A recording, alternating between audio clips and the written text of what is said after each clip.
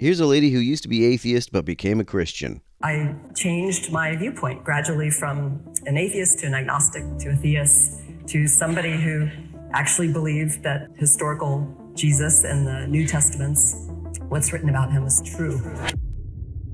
Rosalind Picard is an extremely well-educated and accomplished woman. She's a scholar, an inventor, a professor of science at MIT. And in this video, she's going to share her journey to God. And it includes two pieces. The first, I would say, is by way of subtraction. The second is by way of addition. With that being said, let's dive into the first clip here. It's Rosalind Picard with Lex Friedman. You said scientists too often assume that nothing exists beyond what can be currently measured. I've never heard of any scientist who assumes that nothing exists beyond what can currently be measured. I don't know of any scientist who wouldn't acknowledge that there may be measuring devices invented in the future that can measure things that we can't measure today. However, if something can't be measured or observed, even indirectly, its existence can't be very consequential and is therefore negligible. Materialism and scientism. Yeah. So in some sense, this assumption enables the near-term scientific method. Assuming that we can uncover the mysteries of this world by the mechanisms of measurement that we currently have. I've never heard anyone say that the methods of measurement that we currently have can solve every mystery that exists in science. But we easily forget that we've made this assumption. Right? So what do you think we miss out on by making that assumption? It's fine to limit the scientific method to things we can measure and reason about and reproduce. That's fine. I think we have to recognize that sometimes we scientists also believe in things that happen historically. You know, like I believe the Holocaust happened. I can't prove events from past history scientifically. Oh, I see. She's one of those folks who thinks that scientific observation only includes observing events as they happen. In fact, science can work just fine by observing the consequences of past events. Let's say you observe some phenomenon and you hypothesize that said phenomenon is the consequence of a past event that nobody observed while it was happening. You can still test that hypothesis without a time machine or eyewitness accounts. If the occurrence of the hypothesized event would have had some other observable consequence, you can look for that consequence. If you see it, your hypothesis is corroborated. You prove them with historical evidence, right? With the impact they had on people, with eyewitness testimony and things like that. Those are helpful, but there is also physical forensic evidence, and often the physical evidence is more reliable than testimony. We don't have just what people told us. We can see their tattoos, we can examine the bodies, we can see the traces of cyanide everywhere, etc. So a good thinker recognizes that science is one of many ways to get knowledge. It's not the only way. And there's been some really bad philosophy and bad thinking recently. You can call it scientism, where people say science is the only way to get to truth. Science is the least unreliable way to get to truth. The conclusions of science only get us as close to truth as the quality of the evidence available to us will allow. I've never heard anyone say testimony can never get you to truth, only that it's not as reliable as observable physical evidence. And it's not. It just isn't. There are other ways that work also, like knowledge of love with someone. You don't prove your love through science. Prove your love to whom? To yourself? Why would you need to prove your love to yourself? If you're talking about proving your love to someone else, I don't think you can really do that. But if someone hypothesizes that you love them, you can corroborate that hypothesis with empirically observable behavior. Right. So history, philosophy, love, a lot of other things in life show us that there's more ways to gain knowledge and truth, if you're willing to believe there is such a thing, and I believe there is, than science. I am a scientist, however, and in my science, I do limit my science to the things that the scientific method can do. But I recognize that it's myopic to say that that's all there is. Who says that things like documents don't exist, or that they never say anything true? Right, there's, just like you listed, there's all the why questions. And really, we know, if we're being honest with ourselves, the percent of what we really know is basically zero relative to the full mystery of the measure theory, a set of measure zero. If I have a finite amount of knowledge, which I do. So you said that you believe in truth.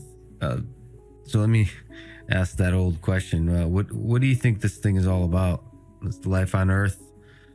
Life, the universe, and everything. Everything. What's the I can't meaning? quote Douglas Adams. Yeah. 42. It's my favorite number.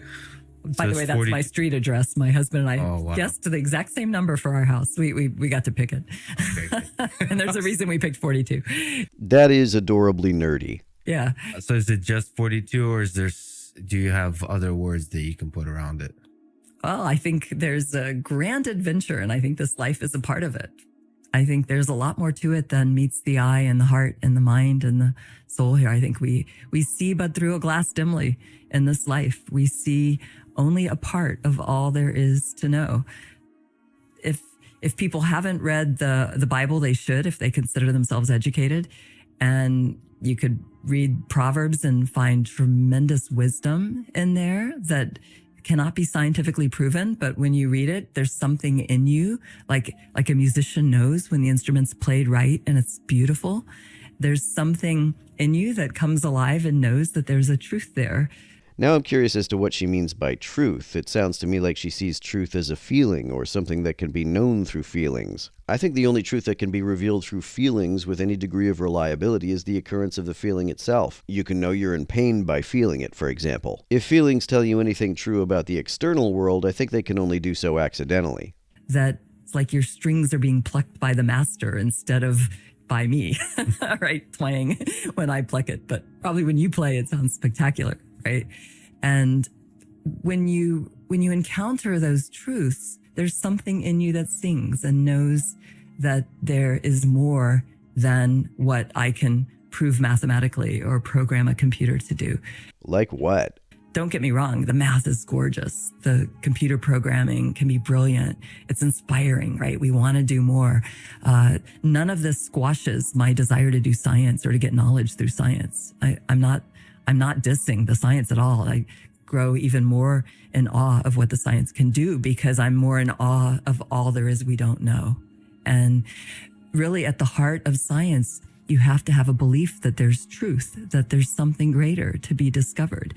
You actually don't need to believe that there is a truth to be discovered. You only need to infer that there could be some model that you could think up that reliably predicts future observations. All of those observations could be illusory, but if the illusion is consistent enough to be predicted by the model, then the model works, and that's ultimately all science ever really tries to achieve. And some scientists may not want to use the faith word, but it's faith that drives us to do science. It's faith that there is truth, that there's something to know that we don't know. I can't speak for every scientist's motivations, but I imagine that a lot of scientists are motivated to do science because of the evidence that science has been used to come up with some very useful ideas about how things work. These theories don't even have to be true to be valuable. Most, if not all of them, are known to be useful oversimplifications. For example, our mathematical model of the solar system doesn't take into account the gravitational effect of Alpha Centauri on the positions of the planets, because even though it exists, it's too small to have any consequences that are of any practical utility to anyone. There is meaning, that there is such a thing as meaning,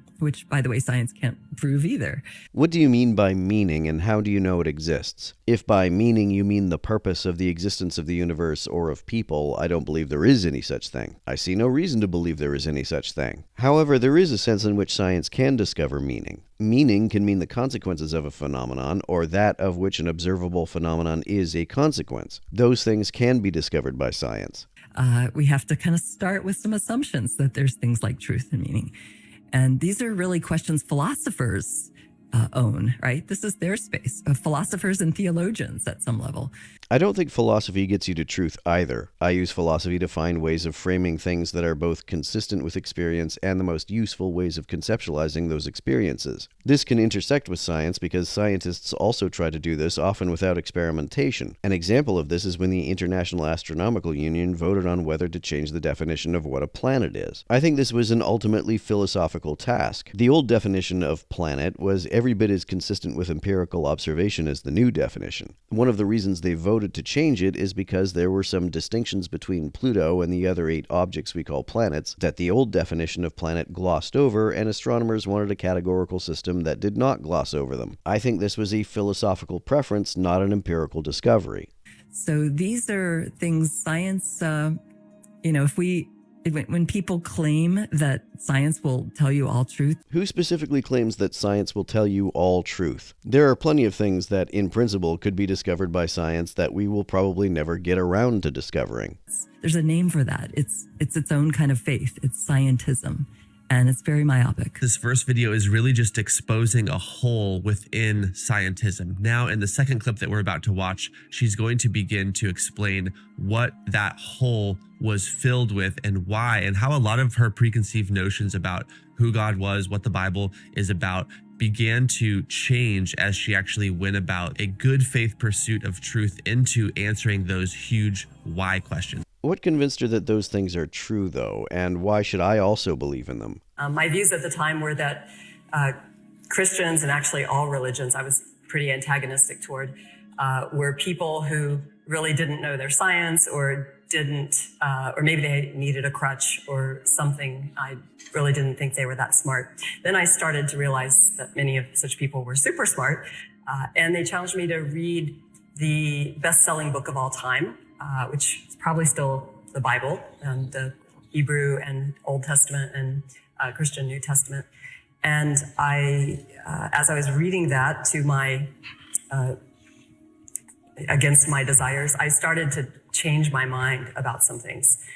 And then I thought, oh gosh, okay, if this book is influencing me to change my mind toward Christianity or toward belief in God, maybe I should study other world religions. So I started to do that. What specifically in the Bible convinced her of that? Earlier she said that there are passages that just felt true. Why is that a reliable epistemic approach, and why don't I get those feelings?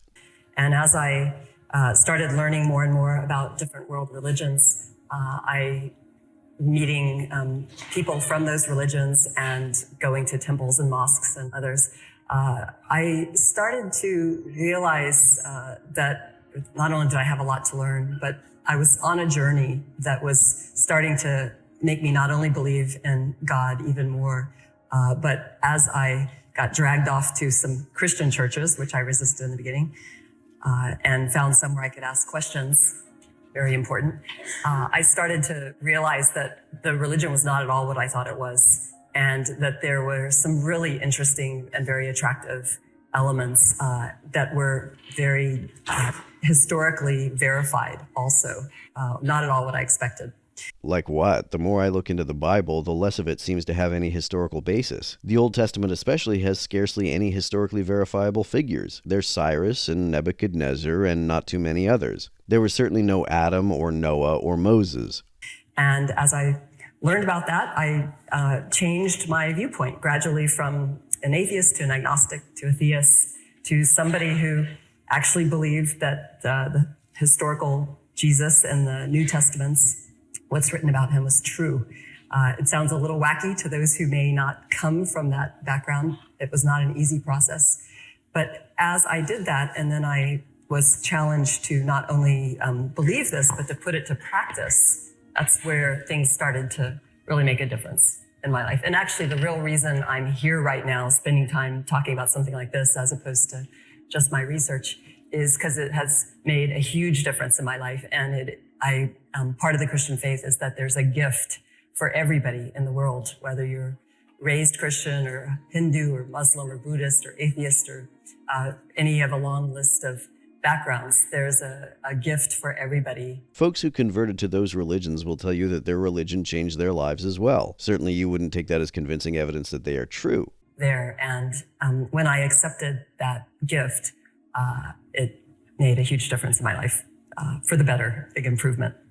So I didn't realize it needed so much improving at the time. Those around me saw the difference. And today it is my source of strength, an amazing source of peace and joy and wisdom. Now, you know that I love that she ends this with the word wisdom, and this idea that Christ is a gift, this gift that is available to all religions, this gift that is available to all nations. She's talking about Jesus himself, the gift that is given by God, from God, for humanity, that is the ultimate gift. So what's the argument here? It sounds like you're saying that if you convert to Christianity, your life will get better. What are we then to make of the folks who say that their lives were miserable when they were Christians and they only got better when they became atheists? This reminds me very much of the movie The Matrix, where there's the red and the blue pill that are offered. And what's so interesting about that as an analogy or a metaphor is that only after receiving the red pill does the transformation of reality take place, and is the person able to actually see what is real. You have to actually take action in order to fully see. And there's something very similar to this when it comes to God as well. In other words, if you choose the blue pill, you won't be able to actually see the code of reality itself. It's not a perfect metaphor, but there's something to what she describes here at the end, where it's through living it out. It's through trusting in God. It's through holding God's hand. It's through actually taking the truths of God and working them into your life. Actually, this cause and effect that scripture talks about. If you seek me, then you will find me. If you knock, then the door will be opened. It sounds like the argument here is if you believe in Christianity, then Christianity will seem more believable. This kind of seems like putting the cart before the horse. How am I to trust in God before I am convinced that he's trustworthy or even exists?